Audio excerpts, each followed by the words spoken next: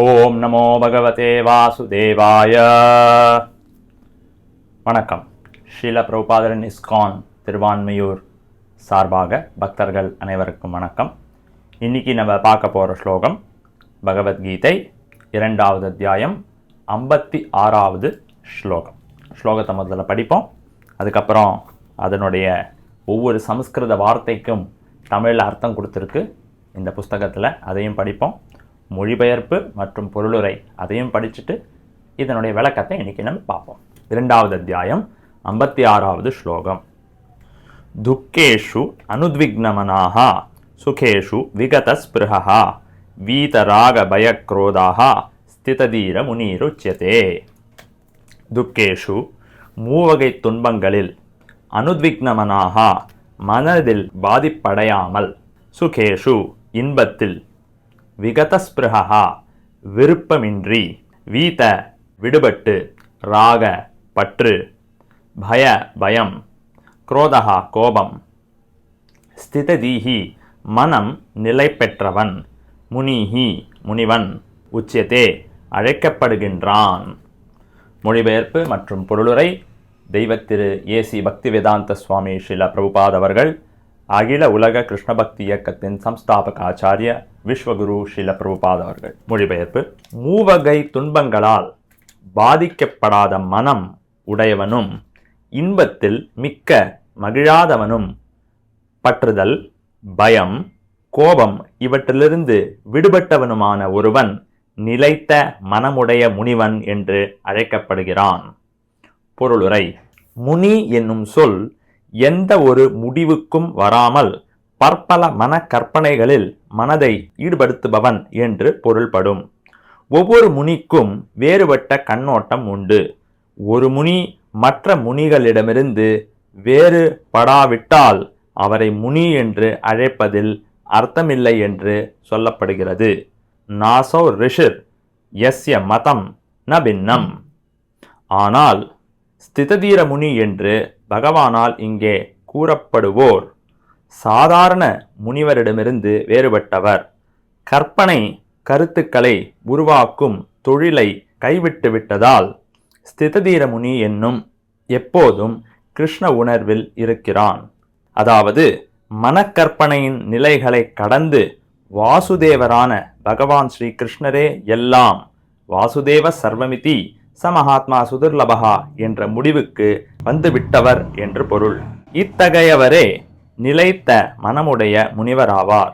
கிருஷ்ண உணர்வில் முழுமையாக இருக்கும் இத்தகையோன் மூவகை துன்பங்களின் கொடூர தாக்குதலுக்கு மத்தியிலும் சஞ்சலமடைவதில்லை. ஏனெனில் அவன் எல்லா துன்பங்களையும் கடவுளின் கருணையாக எண்ணி ஏற்றுக்கொள்கிறான். மேலும் தன்னுடைய முந்தைய பாவங்களுக்காக தான் இன்னும் அதிகம் துன்பப்பட வேண்டும் என்றும், கடவுளின் கருணையால் தனது துயரங்கள் பெருமளவில் குறைக்கப்பட்டுவிட்டதென்றும் எண்ணுகிறான். அதுபோலவே அவன் மகிழ்ச்சியாக இருக்கும்போது மகிழ்ச்சியை அனுபவிக்க தன்னை தகுதியற்றவனாக கருதி அதற்கான பெருமைகள் அனைத்தையும் கடவுளுக்கு அளிக்கின்றான். மேலும் கடவுளின் கருணையினாலேயே இத்தகைய வசதியான சூழ்நிலையில் அவருக்கு சிறப்பான சேவையை தன்னால் செய்ய முடிகின்றது என்று உணர்கிறான். இறைவனின் தொண்டில் எப்பொழுதும் துணிவுடனும் விழிப்புணர்ச்சியுடனும் செயலாற்றுகின்றான். பற்றினாலும் துறவினாலும் அவன் பாதிக்கப்படுவதில்லை. தனது புலனுக்கர்ச்சிக்காக பொருட்களை ஏற்றுக்கொள்வது பற்றுதல் எனப்படும். அத்தகு புலனிச்சையின் பற்றுதலிலிருந்து விலகுதல் துறவு எனப்படும். ஆனால் கிருஷ்ண உணர்வில் நிலை பெற்றவனுக்கு பற்றுதலும் இல்லை, துறவும் இல்லை. ஏனெனில் அவனது வாழ்க்கை இறைவனின் தொண்டில் அர்ப்பணிக்கப்பட்டுள்ளது. எனவே தனது முயற்சிகள் வெற்றி பெறாத போது அவன் கொஞ்சம் கூட கோபமடைவதில்லை. வெற்றியோ தோல்வியோ கிருஷ்ண உணர்வில் உள்பவன் தனது உறுதியில் எப்பொழுதும் நிலையாக உள்ளான். நம ஓம் விஷ்ணுபாதாய கிருஷ்ண பிரேஷ்டாய பூதலே ஸ்ரீமதே பக்தி வேதாந்த சுவாமி நாமினே नमस्ते सारस्वते देवे गौरवाणी प्रचारिणे निर्विशेष शून्यवादी पाश्चात्य देशतारिणे ஜெய ஸ்ரீ கிருஷ்ண சைத்தன்ய பிரபு நித்யானந்த ஸ்ரீ அத்வைத கதாதர ஸ்ரீவாசதி கௌரபக்த விருந்தா. ஹரே கிருஷ்ணா கிருஷ்ண கிருஷ்ணா ஹரே ஹரே, ஹரே ராம ராம ராம ஹரே ஹரே. ரொம்ப அருமையான ஸ்லோகம். இந்த ஸ்லோகம் பகவான் இங்க சொல்றார். 56வது ஸ்லோகம் பகவத்கீதையில 2வது அத்தியாயம். துக்கேஷு அனுத்விக்னமனாக சுகேஷு விகதஸ்பிரஹா வீத ராக பய குரோதா ஸ்திததீர முனிருச்சதே. ஒரு ஸ்திததீர முனினா யாரு அப்படிங்கிறத பத்தி இங்க விளக்குறார். இப்போ பகவத்கீதையில இந்த ஸ்லோகத்துல அதுக்கு அர்த்தமாக ஸ்ரீல பிரபுபாத் என்ன சொல்றாருன்னா, முனிவர் வேறு ஸ்திததீர முனிவர் வேறு அப்படிங்கிற ஒரு வேற்றுமையை இங்க கொண்டு வர. முனிவர்னா பொதுவா ஒரு குறிப்பிட்ட தத்துவத்தை ஒரு குறிப்பிட்ட சித்தாந்தத்தை முன்வைப்பவருக்கு முனிவர்னு பேர். அவர் பெரிய சிந்தனையாளர்கள். ரொம்ப எளிமையாக சொல்லணும்னா முனிவர் அப்படின்னா பெரிய சிந்தனையாளர்கள்.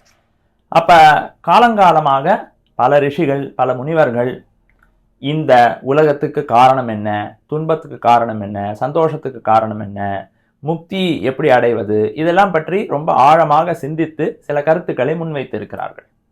ஆனா இங்க பிரச்சனை என்னன்னா, இது மாதிரி ஆயிரக்கணக்கான ரிஷிகள் லட்சக்கணக்கான முனிவர்கள் உண்டு. பொதுவாகவே ஒரு முனிவருடைய கருத்து ஒரு ரிஷி அல்லது முனிவருடைய கருத்தோட ஒன்று போகாது. ஏதாவது ஒரு வேற்றுமை இருக்கணும். இவர் ஒன்று சொல்லுவார், அவர் வேற ஒரு கருத்தை சொல்லுவார், வேற ஒருத்தர் இன்னொரு கருத்தை சொல்வார். அப்படி இருந்தாலும் முனிவரனே பேர். அதைத்தான் இங்க ஸ்ரீல பிரபுபாத் அவர்கள் சொல்றார். ஆனா இங்க இந்த ஸ்லோகத்துல பகவான் ஸ்ரீ கிருஷ்ணர் குறிப்பிடுறது ஒரு சாதாரண முனிவரை பத்தி அவர் பேசல, ஸ்திததீர முனி அப்படிங்கிற வார்த்தையை உபயோகப்படுத்துறார். அப்ப முனி வேறு, ஸ்திததீர முனி வேறு. இந்த ஸ்திததீர முனினா யாரு, அவர் எப்படிப்பட்டவர் அப்படிங்கிறதுக்கான விளக்கத்தை இந்த ஸ்லோகத்துல கிருஷ்ணர் சொல்றார். என்ன சொல்றார், ஸ்லோகத்தை இன்னும் கொஞ்சம் தெளிவா பார்ப்போம். துக்கேஷு அனுத்விக்னமனாஹா சுகேஷு விகதஸ்பிருஹா. அதுக்கு என்ன அர்த்தம்? துக்கேஷு அனுத்விக்னமனாஹா, துக்கம் வந்தாலும் சரி சுகம் வந்தாலும் சரி, இரண்டு நிலைகளிலும் நிலையாக இருப்பவன். அது மட்டும் இல்ல, வீத ராக பய குரோதஹா. வீதன விடுபட்டவன். எதிலிருந்து விடுபட்டவன்? 3 விஷயங்களை கிருஷ்ணர் இங்க சொல்றார். ராகா பய குரோதஹா. ராகம்னா பற்றுதல், பயம்னா பயம், எல்லாருக்குமே தெரியும். குரோதம்னா கோபம். அப்ப கோபம், பற்றுதல் மற்றும் பயம், இந்த 3லிருந்து விடுபட்டவன் ஒரு ஸ்திததீர முனி அப்படிங்கிறார். அப்ப ஸ்திததீர முனிக்கான டெஃபினிஷன் இந்த ஸ்லோகத்துல தெளிவா கிருஷ்ணர் சொல்றார். அதாவது அவன் பயம், கோபம் மற்றும் பற்றுதலிருந்து விடுபட்டவனாக இருக்க வேண்டும். முதல் கண்டிஷன். 2வது கண்டிஷன், துக்கேஷு அனுத்விக்னமனாக, துக்கமா இருந்தாலும் சரி சுகமா இருந்தாலும் சரி அவன் நிலையாக இருப்பவன். இதுதான் டெஃபினேஷன் இங்க கொடுத்திருக்கார். சரி, இது உண்மையிலேயே நடைமுறைக்கு இதெல்லாம் சாத்தியமா, இதெல்லாம் உண்மையிலேயே இப்படி நடந்து கொள்ள முடியுமா முடியாதா அப்படிங்கிறத நம்ம பார்ப்போம். அது மட்டும் இல்லை, இப்படிப்பட்ட ஒரு நிலையை அடைந்தால் எந்த அளவுக்கு ஒரு ஆன்மீக சந்தோஷத்திலையும் திருப்திலையும் நம்ம வாழலாம். அது மட்டும் இல்லாமல் நடைமுறையில் ப்ராக்டிக்கலாக இன்னைக்கு இருக்கிற 2026 ஆர்டிஃபிஷியல் இன்டெலிஜென்ஸ் ட்ரிவன் வேர்ல்டில் இப்படிப்பட்ட ஒரு நிலையை நம்மளால் அடைய முடியுமா? ஏன்னா நம்மள யாருமே முனிவரோ ரிஷியோ கிடையாது. நம்மளால் காட்டுக்கு போய் தவமெல்லாம் செய்ய முடியாது. இன்னைக்கு ப்ராக்டிக்கலாக என்ன செய்ய முடியும்? காலைல எழுந்தால் எல்லாருக்கும் ஸ்கூல் போகணும், இல்லை வீட்டை பார்த்துக்கணும், இல்லை ஆஃபீஸ் போகணும், பணம் சம்பாதிக்கணும், ஏகப்பட்ட கடன் அடைக்கணும், அது பண்ணணும், குடும்ப பொறுப்பு, அது இது எல்லாமே இருக்குது. இப்படிப்பட்ட ஒரு சூழ்நிலையில் நம்மளால் இந்த மாதிரி ஒரு நிலையை அடைய முடியுமா? பற்றுதல், கோபம், பயம் இதெல்லாம் விடுபட்டு உண்மையாகவே இன்னைக்கு இருக்கிற காலகட்டத்தில் ஒருத்தரால் வாழ முடியுமா? அதையும் பார்ப்போம். சுகம் வந்தாலும் சரி துக்கம் வந்தாலும் சரி நிலையாக இருக்க முடியுமா அப்படிங்கிறதையும் நம்ம இன்னைக்கு பார்ப்போம். சரி, இதை பார்க்கறதுக்கு முன்னாடி, இந்த தத்துவத்தை பார்க்கறதுக்கு முன்னாடி ஸ்ரீமத் பாகவதத்திலேருந்து ஒரு உதாரணத்தை எடுத்து பார்ப்போம். இது ஒரு ராஜாவை பற்றின ஒரு உதாரணம். மிகப்பெரிய மகாபாகவதர், மிகப்பெரிய கிருஷ்ண பக்தர். அந்த கிருஷ்ண பக்தருடைய வாழ்க்கையில் நடந்த ஒரு சம்பவத்தை நம்ம பார்க்கலாம். இந்த சம்பவத்தை பார்த்த பிறகு நம்மளால இன்னைக்கு இப்படிப்பட்ட ஒரு நிலையை, இப்படிப்பட்ட ஒரு வாழ்க்கையை வாழ முடியுமா முடியாதா அப்படிங்கிறதையும் பார்க்கலாம். ஸ்ரீமத் பாகவதத்தில் பரீட்சித் மகாராஜாவை பற்றின ஒரு கதை வருது. இந்த பரீட்சித் மகாராஜா யார் அப்படின்னு கேட்டால், மகாபாரதத்தில் நம்ம எல்லாருக்குமே தெரியும் பஞ்சபாண்டவர்கள். பஞ்சபாண்டவர்களில் அர்ஜுனனை பற்றி நம்ம எல்லாருக்குமே தெரியும். அர்ஜுனுடைய மகன் அபிமன்யு. அபிமன்யு மகாபாரத போர்க்களத்துல 13வது நாளோ 15வது நாளோ ஏதோ ஒரு குறிப்பிட்ட நாள், 18 நாள் அந்த போர் நடந்தது, மகாபாரத போர். அதுல ஒரு குறிப்பிட்ட நாள்ல அபிமன்யு மரணம் அடைகின்றான் போர்க்களத்துல. அபிமன்யு யாரு? அர்ஜுனுடைய பையன். இந்த அபிமன்யுடைய பையன் தான் பரீட்சித். அப்ப அர்ஜுனனுக்கு பேரன். இது பரீட்சித்துடைய ஒரு சின்ன இன்ட்ரோடக்ஷன். இந்த பரீட்சித் மகாராஜ் எப்படிப்பட்டவர்னா, தன்னுடைய அம்மாவுடைய கர்ப்பத்துல குழந்தையாக இருக்கும்போதே, அதாவது இன்னும் உலகத்துக்கே வெளியில வரல, தன்னுடைய அம்மாவுடைய கர்ப்பத்துக்குள்ள குழந்தையாக இருக்கும்போதே இந்த பரீட்சித் மகாராஜ் கிருஷ்ண பகவானின் ஆசீர்வாதத்தை பெற்றவர். இது ஸ்ரீமத் பாகவதத்தில் ரொம்ப தெளிவாக இந்த சம்பவம் வருது. அதாவது போர் முடிந்த பிறகு அஸ்வத்தாமன், துரோணாச்சாரியருடைய பையன் அஸ்வத்தாமன் என்ன பண்றான், பஞ்ச பாண்டவர்களுடைய பசங்களை இரவில் அவர்கள் உறங்கி கொண்டிருக்கும் போது கொன்று விடுகிறான். ஏன் அப்படின்னா, இந்த குரு வம்சத்தை அழிச்சிடணும், இந்த பஞ்சபாண்டவர்களுக்கு வம்சமே இருக்கக்கூடாது அப்படிங்கிற ஒரு வெறித்தனத்தில் அப்படிப்பட்ட ஒரு தீய செயலை செய்யறான். அது மட்டும் இல்லை, அவனுடைய கோபம் போறல. என்ன பண்ணலாம், இந்த பரீட்சித் மகாராஜ், ஏன்னா அப்போ பரீட்சித் மகாராஜ் அபிமன்யோட பையன். அபிமன்யு ஏற்கனவே மரணம் அடைந்தாச்சு போர்க்களத்தில். இந்த அபிமன்யோடைய பையன் அம்மாவுடைய கர்ப்பத்தில் இருக்கும்போது இந்த குழந்தையையும் அழித்து விட வேண்டும் என்பதற்காக ஒரு அஸ்திரத்தை அந்த அவனுடைய தாயின் கர்ப்பத்தின் மீது எரிந்து அந்த பரீட்சித் மகாராஜை அங்கேயே கொலை செய்ய முயற்சி பண்றான். ஆனா கிருஷ்ண பகவானுடைய ஆசீர்வாதத்தினால் அந்த குழந்தை காப்பாற்றப்படுகிறது. அம்மாவுடைய கர்ப்பத்தில் இருக்கும்போதே அந்த குழந்தை காப்பாற்றப்படுகிறது. அப்புறம் அந்த குழந்தை வெளியில கொஞ்சம் கொஞ்சமா வளர்ந்து பெரியவனாகி பரீட்சித் மகாராஜாவா இந்த உலகத்தையே ஆட்சி செய்யறான். ஹிஸ்டாரிக்கலா இது எப்ப நடந்தது அப்படின்னு பாரு, சுமார் 5000 வருஷத்துக்கு முன்னாடி நடந்த உண்மையான சம்பவம் இதெல்லாம். இதுக்கெல்லாம் பல ஆர்கியாலஜிக்கல் எவிடன்ஸும் இருக்கு, மகாபாரதத்துல பல ஆதாரமும் இருக்கு. அதனால இதெல்லாம் கட்டுக்கதையே கிடையாது, இதெல்லாம் உண்மையா நடந்த சம்பவம். சுமார் 5000 வருஷங்களுக்கு முன்னாடி நடந்த ஒரு சம்பவம். ஸோ மகாபாரத போர் முடியாது. போர் முடிஞ்ச பிறகு பகவான் கிருஷ்ணர் தன்னுடைய லீலைகளை எல்லாம் முடித்து கொண்டு தன்னுடைய வைகுண்ட லோகத்துக்கு மறுபடியும் திரும்பி செல்கிறார். கோலோக விருந்தாவனம் என்கின்ற அவருடைய உலகத்துக்கு திரும்பி செல்கிறார். அதை கேட்ட பாண்டவர்கள், இனிமே நமக்கு என்ன வேலை இந்த உலகத்துல, கிருஷ்ண பகவான் தான் தன்னுடைய லீலைகளை முடித்து கொண்டு சென்று விட்டாரே அப்படின்னு பஞ்ச பாண்டவர்களும் தங்களது ராஜ்ய பொறுப்பை எல்லாம் பரீட்சித் மகாராஜாவிடம் ஒப்படைத்த பிறகு அவர்களும் இமயமலையை நோக்கி செல்கிறார்கள். இது வரலாறு, உண்மையிலே நடந்த சம்பவம் இது. இப்போ இந்த பரீட்சித் மகாராஜ் மிக சிறப்பாக ஆண்டு கொண்டிருக்கின்றான் உலகத்தை. நல்ல ஆட்சி, ரொம்ப சிறப்பாக எல்லா மக்களுக்கும் வசதிகள் செய்து கொடுத்து அவர்களுக்கு எந்த துன்பமும் வராம தன்னால் ஒரு அரசனாக செய்ய வேண்டிய கடமையெல்லாம் செய்து கொண்டு வாழ்க்கை நன்றாக நடந்து கொண்டிருக்கின்றது. அப்போ ஒரு குறிப்பிட்ட காலகட்டத்தில் வேட்டையாடத்துக்கு பரீட்சித் மகாராஜா போறோம். ஏன்னா அந்த காலத்துலலாம் ராஜாக்கள், சத்திரியர்கள், ஆட்சி செய்பவர்கள், அதுவும் போர்ல ஈடுபட வேண்டிய அவசியம் அவர்களுக்கு உண்டு. அதனால வேட்டையாடுவதற்கு அவர்களுக்கு சில சலுகை உண்டு. எல்லாரும்லாம் இஷ்டத்துக்கு வேட்டையாட முடியாது, ஆனா ராஜாக்களுக்கு பொதுவாக சத்திரியர்களுக்கு உண்டு. ஏன்னா சத்திரியன் அப்படிங்கிற வார்த்தைக்கு என்ன பொருள்னா, திராயத்தே சத், மற்றவர்களை தாக்குதலிலிருந்து காப்பாற்றுபவன் அவன் சத்திரியன். அது ஒரு குணம். அப்ப சத்திரியங்கிறது ஒரு குணம். வெறும் பிறப்பின் அடிப்படையில மட்டும் ஒரு சத்திரியன் ஆக முடியாது, அந்த குணம் இருக்கணும். அதாவது போர்ல நிபுணராக இருக்கணும், மற்றவர்களை தாக்குதலிலிருந்து காப்பாற்ற வேண்டும் என்கின்ற குணம் அவனிடம் இருக்க வேண்டும். அப்படி இருந்தால் அவன் சத்திரியன். அப்போ ராஜாக்கள், சத்திரியர்கள், பொதுவாக அரசாட்சியில் இருப்பவர்கள் வேட்டையாட செல்வது வழக்கம். அதுக்கு இன்னொரு காரணம் என்னன்னா, காட்டுக்கு சென்று ஒரு புலியையோ ஒரு சிங்கத்தையோ அவர்கள் நேரடியாக சந்தித்து போரில் ஈடுபட்டு தங்கள் கைகளில் எவ்வளவு பலம் இருக்கின்றது அப்படிங்கறத கொஞ்சம் டெஸ்ட் பண்றதுக்கு இப்படிலாம் ராஜாக்கள், அரசர்கள் செய்வது உண்டு. ஏன்னா நாளைக்கு திடீர்னு போர் வரும், நமக்கு உண்மையிலே பலம் இருக்கா இல்லையா, சண்டை போட முடியுமா முடியாதா, சண்டை போட்டா அதுல வெற்றி அடையுமா தோல்வி அடையுமா, அதெல்லாம் அப்பப்போ ஒரு பரீட்சை செய்து வைத்துக் கொள்வது அவசியம். அதற்காக ராஜாக்கள், மகாராஜாக்கள் வேட்டையாட செல்வது வழக்கம். அப்போ ஒரு நாள் பரீட்சித் மகாராஜ் ஹண்டிங், வேட்டையாட போகும்போது காட்டுல ரொம்ப உள்ளுக்குள்ள, நிறைய வெயில் வேற, காட்டுல ரொம்ப உள்ளுக்குள்ள போய் ரொம்ப களைச்சு போயிட்டார், ரொம்ப டயர்ட் ஆயிட்டாரு. எங்கேயாவது தண்ணி கிடைக்காதா அப்படின்னு தேடி தேடி தேடி தேடி இங்க வர்றார், குளத்தை தேடுறார், கிணத்தை தேடுறார், எதுவும் கிடைக்கல. கடைசியில ஒரு ஆசிரமத்துக்கு வரார். அந்த ஆசிரமத்துல ஒரு ரிஷி, ஒரு முனிவர் தியானத்தில் ஆழமாக இருக்கார். ஸோ இவர் வரார், இவர் தான் உலகத்துக்கே ராஜா. அப்போ உலகமே ஒரே ஒரு கவர்மெண்ட், ஒரு கொடியின் அடியில் ஆளப்பட்டு வந்தது. இது 5000 இயர்ஸ் பேக், 5000 வருஷம் முன்னாடி இருந்த அரசியல் அமைப்பு. அப்போ உலகத்தை ஆண்டு வந்தார்.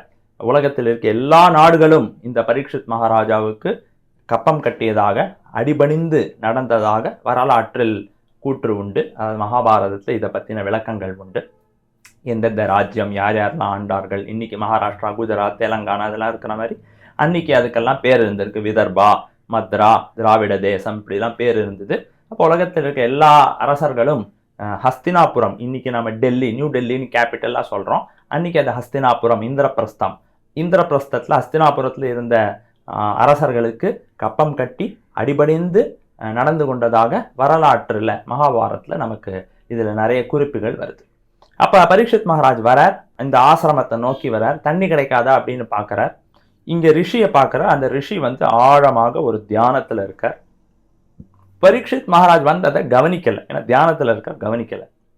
அதனால கொஞ்சம் கோபம் பரீட்சித் மகாராஜுக்கு. என்னடா ராஜா வந்திருக்கோம், ஒரு வரவேற்பு இல்லை, ஒரு சௌகரியம் விசாரிக்கிறதுக்கு யாரும் இல்லை, என்ன ஏது எப்படி இருக்கீங்க, உட்கார சொல்லலை, எதுவுமே இல்லை, என்னது இது, இப்படிப்பட்ட ஒரு ஹாஸ்பிட்டாலிட்டி சரியா இல்லையேன்னு மனசில் கொஞ்சம் அவருக்கு கோபம். உடனே என்ன பண்ணுறாரு, இங்கெங்கே பார்க்குறாரு. பார்த்த உடனே அங்கே செத்து கடந்த ஒரு பாம்பு இருக்குது. அது பாம்போடைய பணம், dead body of a snake. உடனே தன்னுடைய வாளால், வில்லால் அந்த பாம்பு, இறந்து போன பாம்பு தான், அதனால் என்ன ஒரு டேஞ்சரும் கிடையாது, இறந்து போன அந்த பாம்பை எடுத்து இந்த ரிஷி மேலே ஒரு மாலையாக போட்டுட்டு அப்படியே கிளம்பிடுற. இது நடந்து கொஞ்ச நேரம் கழிச்சு அந்த ரிஷியோட பையன் வரான். அங்கேருந்து என்னடா அது, நம்ம அப்பா தியானத்தில் இருக்கார், மதிப்புக்குரியவர், ஒரு ரிஷி, ஒரு மனிதர், இப்படிப்பட்ட ஒரு அவமானத்தை யார் செய்தது அப்படின்னு அந்த ரிஷியோட பையனுக்கு கோபம் வருது மனசுல. வந்த உடனே ஒரு சாபத்தை கொடுக்குறார். இன்னிலேந்து 7 நாட்களுக்குள்ள இதை செய்தவன் பாம்பால் கடிக்கப்பட்டு மரணமடைவான் அப்படின்னு ஒரு சாபத்தை கொடுக்குறார். உடனே அந்த ரிஷி எழுந்துக்கிறார். என்ன தியானம் கலைஞ்சு திடீர்னு எழுந்துக்கிறான்னு பார்த்தா தன் பையன் இருக்கான். என்ன நடந்தது அப்படின்னு கேட்டோன்னே, இதெல்லாம் நடந்தது, யாரோ உங்கள் மேலே இப்படிப்பட்ட ஒரு பாம்பை, செத்துப்போன பாம்பை மாலையாக இப்படி போட்டு அவமானம் செய்திருக்கிறார்கள், அதனால ஒரு சாபத்தை விட்டுட்டேன், 7 நாளுக்குள்ள இந்த ராஜா மடிய வேண்டும், அழிய வேண்டும், சாக வேண்டும் என்று.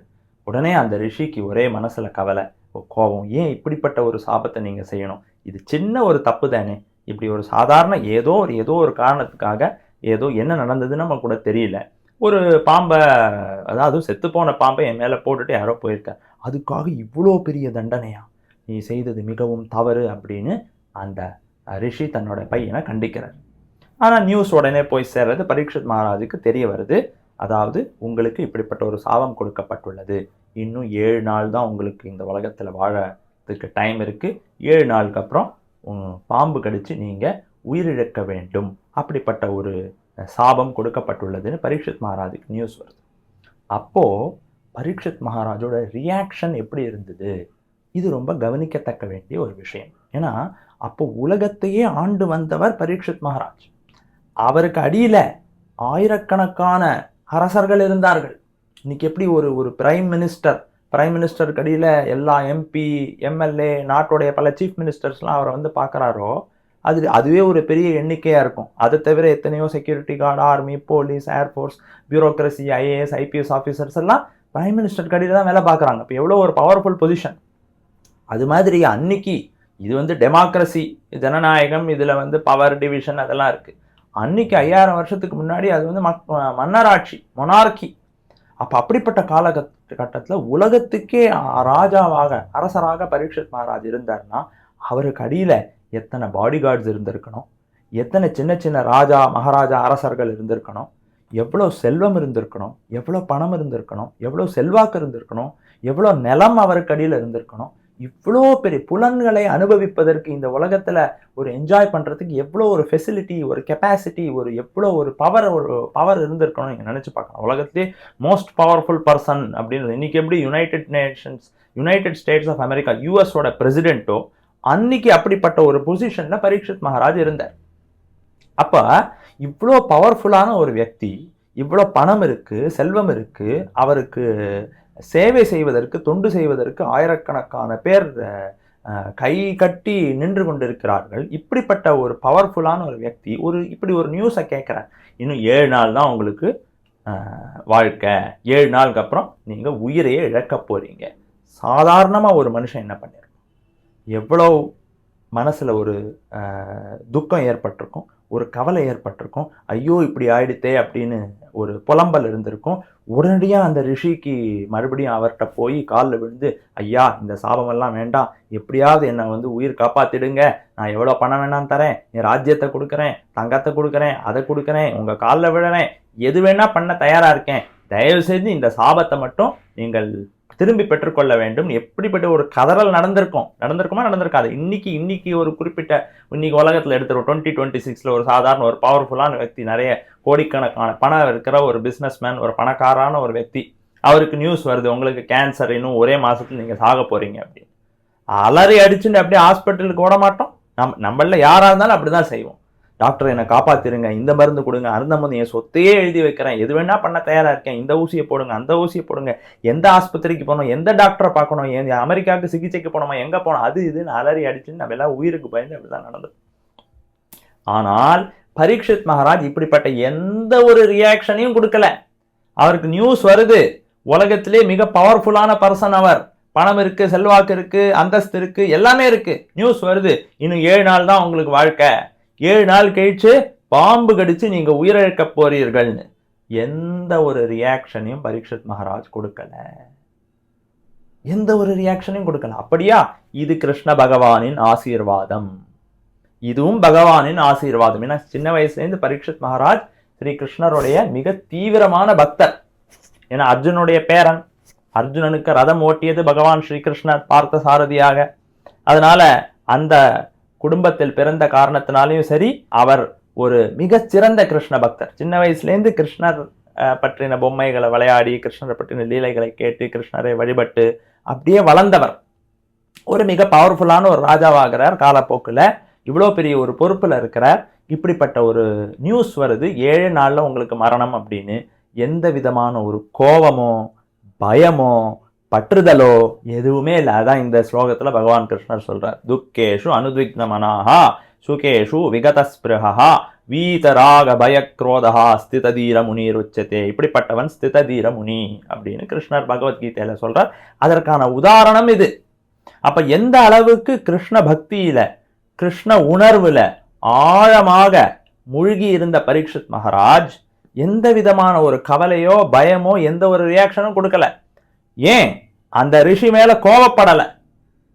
பாகவதம் என்ன சொல்றதுன்னா, விருப்பப்பட்டிருந்தா பரீட்சித் மகாராஜ் அந்த சாபத்தை போக்குவதற்காக நடவடிக்கை எடுத்திருக்கலாம். he could have counteracted the curse. அந்த சாபம் அவர் மேல விழாம இருக்க, அந்த சாபத்தோடைய பலன் அவர் மேல பாதிக்காம இருக்கிறதுக்கு அவர் நடவடிக்கை எடுத்திருக்கலாம். அந்த அளவுக்கு அவர்கிட்ட சக்தி இருந்தது. வேற வார்த்தைகளில் சொல்லணும்னா, அவர் தனது உயிரை காப்பாற்றிக் கொள்வதற்கு நடவடிக்கை எடுத்திருக்கலாம்.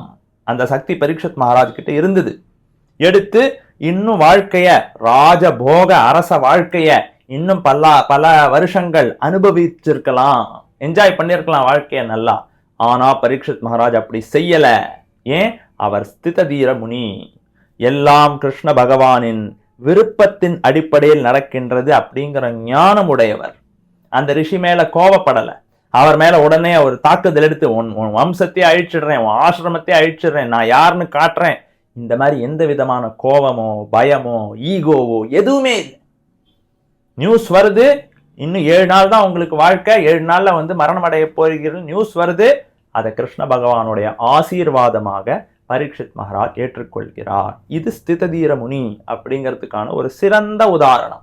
எப்படி பரீட்சித் மகாராஜால இப்படி இருக்க முடிஞ்சது? அது மட்டும் இல்ல, பாகவதம் என்ன சொல்றதுன்னா, இந்த சம்பவத்தை கேட்ட போது பரீட்சித் மகாராஜ் உலகத்துக்கே ராஜா. பதவி, செல்வம், பணம், செல்வாக்கு எல்லாமே இருந்தது. இன்னைக்கு இருக்கிற அரசியல்வாதிகளை நம்ம பார்க்கிறோம். 2026 இன்னைக்கு வாழறோம். வாழ்க்கையில அவருடைய கடைசி மூச்சு வரைக்கும் எப்படியாவது பதவிக்கு ஆசைப்பட்டு, பதவிக்காக என்ன வேணா செய்யறது, பல தவறுகள் எல்லாம் செய்யறது, பதவி மேல அப்படி ஒரு பற்று இன்னைக்கு. ஆனா பரீட்சித் மகாராஜ் எப்படிப்பட்ட ஒரு சிறந்த பக்தர், ஒரு ராஜ ரிஷிங்கிறத பார்ப்போம். பதவி மேல கொஞ்சம் கூட அவருக்கு பற்றுதலே கிடையாது. 7 நாள் தான் இருக்கு, 7 நாளுக்கு அப்புறம் உங்களுக்கு மரணம் அப்படின்னு தெரிஞ்ச உடனே உடனடியாக அந்த பதவியை தனது மகனிடமிருந்து கொடுத்துவிட்டு இவர் காட்டுக்கு செல்கிறார். மோட்சத்தை தேடி, பகவானை தேடி, பகவானை உணர்வதற்காக என்ன செய்யணுமோ அதை தேடி கங்கை நதியை நோக்கி செல்கிறார். இது வரலாறுல இருக்கு. அப்ப எப்படிப்பட்ட ஒரு பிரமாதமான பற்றுதலே இல்லாம மனசு முழுக்க தெய்வ பக்தியுடைய அரசர்கள் இந்த பாரத தேசத்தை ஆண்டிருக்கிறார்கள் என்பதை நம்மளால இதுல இருந்து பார்க்க முடியுது. அப்ப பரீட்சித் மகாராஜ் மனசுல இப்படிப்பட்ட ஒரு சம்பவத்தை கேட்ட உடனே நமக்கு ஒருத்தர் சாபம் கொடுத்திருக்கிறாரு, 7 நாள் தான் இன்னும் வாழ போறோம், 7 நாள் கழிச்சு ஒரு பாம்பு கடிச்சு நான் சாக போறேன் அப்படின்னு தெரிஞ்ச உடனே கொஞ்சம் கூட பயம் இல்லை, கொஞ்சம் கூட ஒரு கவலை இல்லை, கொஞ்சம் கூட ஒரு கோபம் இல்லை, எதுவுமே இல்லை. ஏன்? அவர் மனதில் முழுமையாக கிருஷ்ண உணர்வில் மூழ்கி இருக்கிறார். கிருஷ்ணா கான்சியஸ்னஸ். இதுதான் கிருஷ்ணா கான்சியஸ்னஸ் உடைய சக்தி. How powerful is Krishna consciousness. அப்ப கிருஷ்ண உணர்வில், கிருஷ்ண பக்தியில், பகவான் ஸ்ரீ கிருஷ்ணரின் நாம ஜபத்தில் நாம் ஆழமாக மூழ்கி இருந்தோம் என்றால் எவ்வளோ ஒரு துயரம் கொடுக்கக்கூடிய ஒரு நியூஸோ ஒரு சம்பவமோ நமக்கு வந்தா கூட நம்ம அதனால சஞ்சலம் அடைய மாட்டோம். கோபமோ ஒரு பயமோ ஒரு கவலையோ நமக்கு ஏற்படாது. இது 6வது அத்தியாயத்துல வேறொரு இடத்துல கிருஷ்ணர் சொல்றார். யம் லப்த்வா சாபரம் லாபம் மன்யதே நாதிகம் ததஹ யஸ்மின் ஸ்திதோ ந துக்கேன குருநாபி விசால்யதே. கிருஷ்ண பக்தியில், கிருஷ்ண உணர்வில் ஆழமாக மூழ்கி இருப்பவன் எவ்வளவு ஒரு இக்கட்டான சூழ்நிலையாக இருந்தாலும் சரி, எவ்வளவு ஒரு பயங்கரமான சூழ்நிலையாக இருந்தாலும் சரி, உயிருக்கே ஆபத்து வரும் ஒரு சூழ்நிலையாக இருந்தாலும் சரி, அவன் கவலைப்படுவதில்லை, பயமடைவதில்லை, கோபமடைவதில்லை.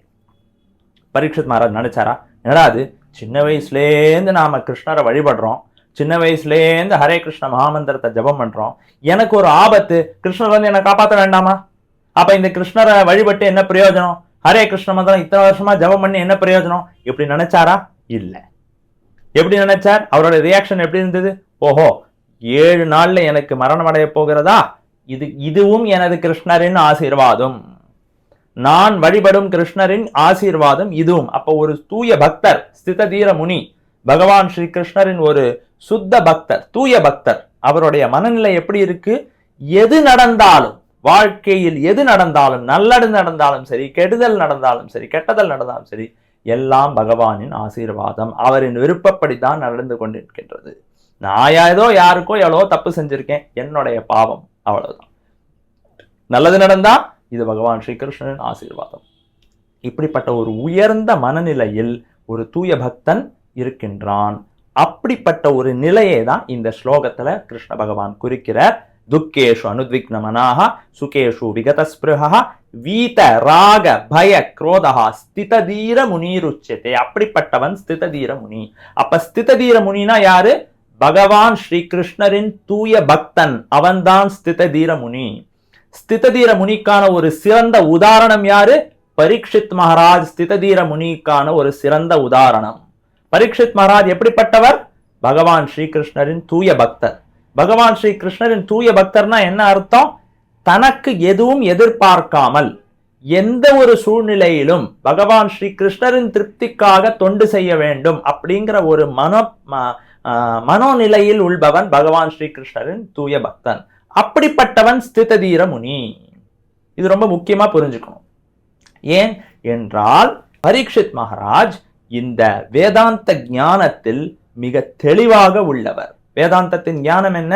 நான் இந்த உடல் அல்ல, பகவான் ஸ்ரீ கிருஷ்ணர் முழுமுதற் கடவுள், எனக்கும் பகவான் ஸ்ரீ கிருஷ்ணருக்கும் நித்தியமான நிரந்தரமான அழிவற்ற உறவு உள்ளது. அந்த நித்தியமான நிரந்தரமான அழிவற்ற உறவை திருப்திப்படுத்துவதற்காகத்தான் இந்த மனித வாழ்க்கை. இப்படிப்பட்ட ஒரு உயர் சிந்தனையில் வேதாந்தத்தின் சாரமான இந்த ஞானத்தில் நிலையாக நிலைத்திருப்பவர் பரீட்சித் மகாராஜ். அதனால அவர் கவலைப்படல.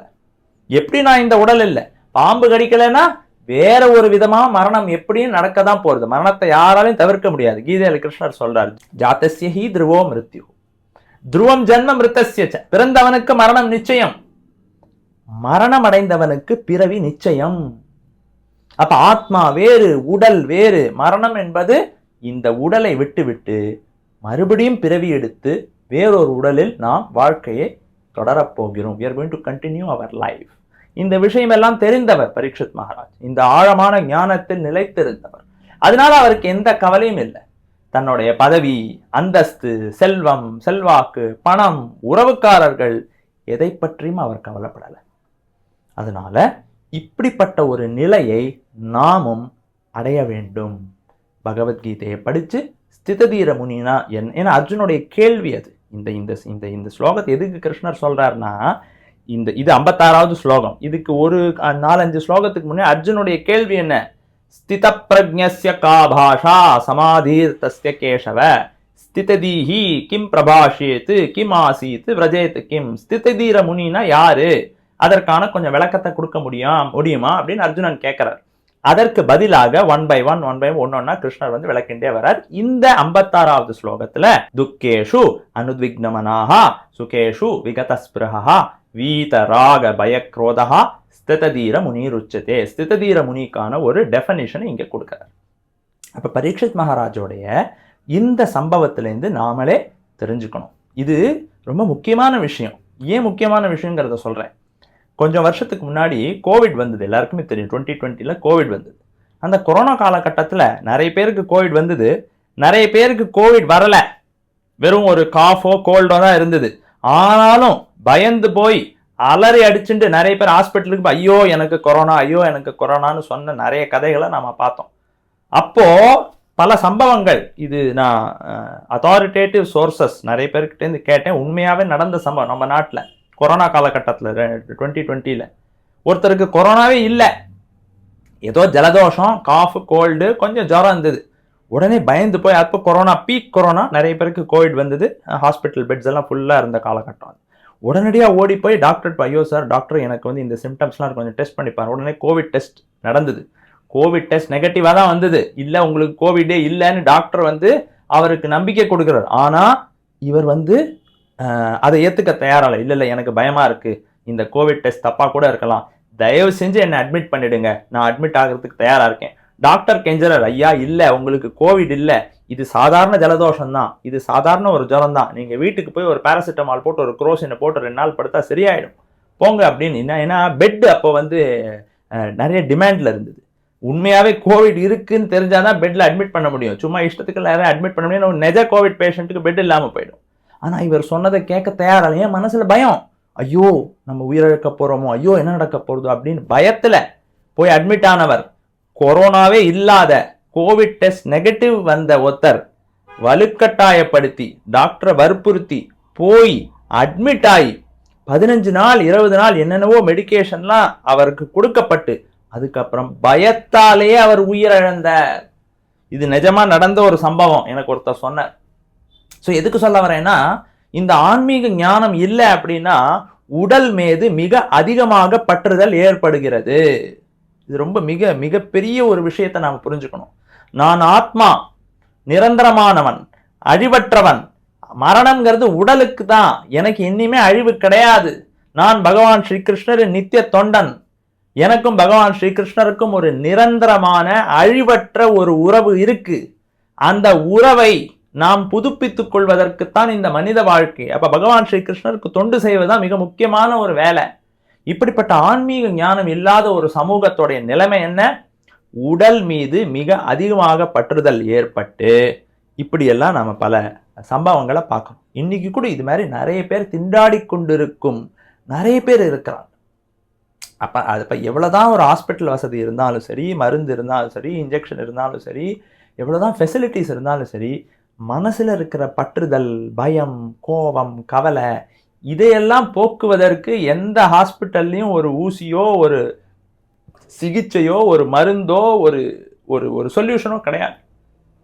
அப்போ பகவத்கீதையில தான் இதுக்கெல்லாம் சொல்யூஷன் இருக்கு. இந்த ஸ்லோகம் மிக அற்புதமான ஸ்லோகம். துக்கேஷு அனுத்விக்னமனாஹா சுகேஷு விகதஸ்பிருஹா வீத ராக பயக்ரோதா ஸ்திததீர முனிருச்சதே. இப்போ இந்த ஸ்லோகத்தை படித்து, பகவத்கீதை உண்மை உருவில் இந்த புஸ்தகத்தை படித்து நாம் இந்த ஸ்தித தீர முனி இப்படிப்பட்ட ஒரு நிலையை அடைவது எப்படி, பரீட்சித் மகாராஜ் மாதிரி ஒரு நிலையை அடைவது எப்படிங்கிறத நாம் புரிஞ்சுக்கணும்.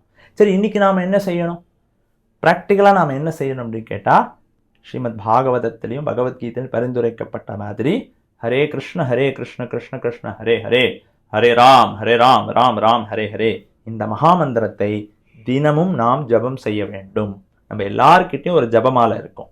ஜபமாலை இல்லைன்னா நம்ம இந்த ஹரே கிருஷ்ணா இஸ்கான் கோவிலுக்கு வந்து எல்லாரும் ஒரு ஜபமாலை வாங்கி தினமும் அட்லீஸ்ட் 108 தடவை நம்பிக்கையோட ஸ்ரத்தையோட ஹரே கிருஷ்ண கிருஷ்ண கிருஷ்ண ஹரே ஹரே, ஹரே ராம் ராம் ராம் ஹரே ஹரே, இந்த மகாமந்திரத்தை ஜபம் செய்வது அவசியம். பகவத்கீதை உண்மை உரிவில் இந்த புஸ்தகத்தை நாம் தினமும் படிக்க வேண்டும். இஸ்கானில் நடக்கும் ப்ரோக்ராம்ஸ், பஜனைகள், வழிபாடு, அங்கே சர்வீஸ் ஆப்பர்ச்சுனிட்டி இதெல்லாம் இருந்தால் இதோடு நாம் நம்மளை இணைத்து கொள்ள வேண்டும். இப்படி செய்து நமக்குள் இருக்கும் கிருஷ்ண உணர்வை கொஞ்சம் கொஞ்சமாக வளர்த்து கொள்ள வேண்டும். கிருஷ்ண உணர்வை அதிகரிக்க அதிகரிக்க அதிகரிக்க மனசுல பற்றுதல், கோபம், பயம் இதெல்லாம் எதுவுமே இருக்காது. முழு கிருஷ்ண உணர்வு இருந்ததுன்னா, 100% கிருஷ்ண உணர்வு இருந்ததுன்னா, பரீட்சித் மகாராஜ் மாதிரி எவ்வளோ பெரிய ஒரு பயங்கரமான ஒரு நியூஸை கேட்டாலும், சம்பவத்தை கேட்டாலும் மனசுல எந்த ஒரு கவலையும் பயமும் இல்லாம ஆன்மீக திருப்தியோட சந்தோஷத்தோட நாம எல்லா சூழ்நிலைகளிலும் வாழலாம். கிருஷ்ண உணர்வின் மகிமை இது, அதை புரிந்து கொள்ள வேண்டும். அதனால மிக முக்கியமான ஒரு காரியம் ஹரே கிருஷ்ண கிருஷ்ண கிருஷ்ண ஹரே ஹரே, ஹரே ராம் ராம் ராம் ஹரே ஹரே, இந்த மகாமந்திரத்தை ஜபம் செய்ய வேண்டும். பகவத்கீதை உண்மை உருவில் புஸ்தகத்தை படிக்க வேண்டும். ஹரே கிருஷ்ணா இஸ்கான் கோவிலுடன் நம்மளை நாம் இணைத்துக் கொள்ள வேண்டும். இதன் மூலமாக நமக்குள் தூங்கிக் கொண்டிருக்கும், உறங்கிக் கொண்டிருக்கும் கிருஷ்ண உணர்வை கொஞ்சம் கொஞ்சமாக நாம் வளர்த்து கொள்ள வேண்டும். அந்த கிருஷ்ண உணர்வின் எழுச்சியே நமது வெற்றி. அதுவே நிஜமான சந்தோஷம், அதுவே நிரந்தரமான ஒரு திருப்தி. அதற்காக முயற்சி எடுக்க வேண்டும். விஸ்வகுரு ஸ்ரீல பிரபுபாத் கி ஜெய், श्री चैतन्य महाप्रभु की जय, भगवद गीता की जय. वणकम, हरे कृष्णा.